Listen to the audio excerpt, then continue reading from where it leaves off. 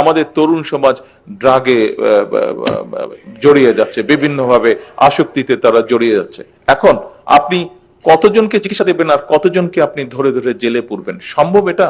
এত হাজার হাজার লক্ষ লক্ষ কোটি কোটি মানুষকে জেলে ভরা বা চিকিৎসা দেওয়া সম্ভব না। তাহলে আপনাকে উপায় বের করতে কি কি করতে হবে?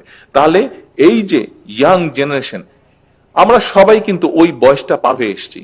সেটি 15, 16, 17, 18, 20, 22 বছর বয়সটা কিন্তু আমরা পার হয়ে এসেছি।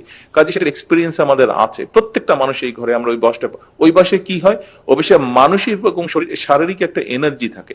এই এনার্জিটাতে আপনাকে বার্ন করার জন্য একটা ভেন্যু দিতে হবে, এভিনিউ দিতে হবে। কোথায় আপনি বার্ন করবেন? কাজে আপনি যদি বাচ্চা ছেলে বা মেয়েটাকে আপনি যদি স্পোর্টস এর আয়োজন করে দেন, সেখানে সে তার এই এনার্জিটা বার্ন করবে। আপনি যদি তাকে সায়েন্স ফেয়ার অ্যারেঞ্জ করে দেন, সেখানে তার সেই এনার্জিটা বার্ন করবে। আমার ছোটবেলায় গিটার বাজানোর ইচ্ছা ছিল, পিয়ানো বাজানোর ইচ্ছা ছিল, যে কোনো কারণে আমি পারিনি। আপনাদের অনেকেরই বিভিন্ন ভাবে ছিল, আপনার কারো ছবি আঁকার ইচ্ছা ছিল, আপনি হয়তো শিখতে পারেনি। এরকম লক্ষ কোটি বাচ্চা যাদের মধ্যে যে ইচ্ছাটা আছে, আমাদেরকে তাদেরকে সেই সুযোগটা দিতে হবে। তাহলেই সে খারাপ রাস্তায় না গিয়ে সে ভালো রাস্তায় চলে আসবে। আপনারা এখানে যারা বিএনপির নেতাকর্মীরা আছেন, আপনারা সবাই একটি নামের সাথে পরিচিত। নামটা হচ্ছে ফাতেমা। নিশ্চয়ই আপনারা চেনেন সবাইকে। আম্মার সাথে ফাতেমা ছিল, সে আম্মার সাথে জেলও খেটেছে। ফাতেমার এক ছেলে আছে। ওই দিন জায়মা আমাকে কথাটা বলছিল। বিষয়টা কি, ঘটনা শুধু বলি। ফাতেমার ছেলে এখন ফাতেমার সাথে থাকে। আম্মার সাথে যখন ফাতেমা ছিল তখনও দেশের বাড়িতে থাকতো, এখন বড় হয়েছে। এখন ওর ছেলে মেয়ে ওর সাথে থাকে, একটা ছোট বাড়ি ভাড়া নিয়ে ওরা ঢাকাতেই থাকে, আমাদের বাসা থেকে একটু দূরে। তো ওর ছেলে একদিন ওকে বলছে যে, মা আমাকে অমুক ফুটবল ক্লাবে, কি একটা ফুটবল ক্লাবের নাম বলেছে, ওখানে আমাকে ভর্তি করে দাও।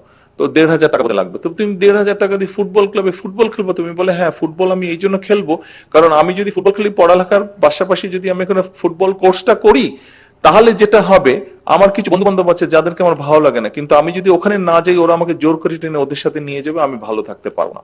কাজে আমাকে তুমি যদি ওখানে দিয়ে দাও, আমি ওইটা নিয়ে ব্যস্ত থাকবো, পড়ালেখার পাশাপাশি ওইটা নিয়ে ব্যস্ত থাকবো। তাহলে দেখেন নেতৃবৃন্দ, যে বাচ্চাটা নিজেই চিন্তা করছে। তো বাচ্চাটা যখন তার নিজের জন্য এভাবে চিন্তা করছে, আমরা তাহলে আমাদের সামগ্রিকভাবে আমাদের দেশের সন্তানদের জন্য কেন ভালো কিছু চিন্তা করব না, কেন ভালো কিছু করার চেষ্টা করব না?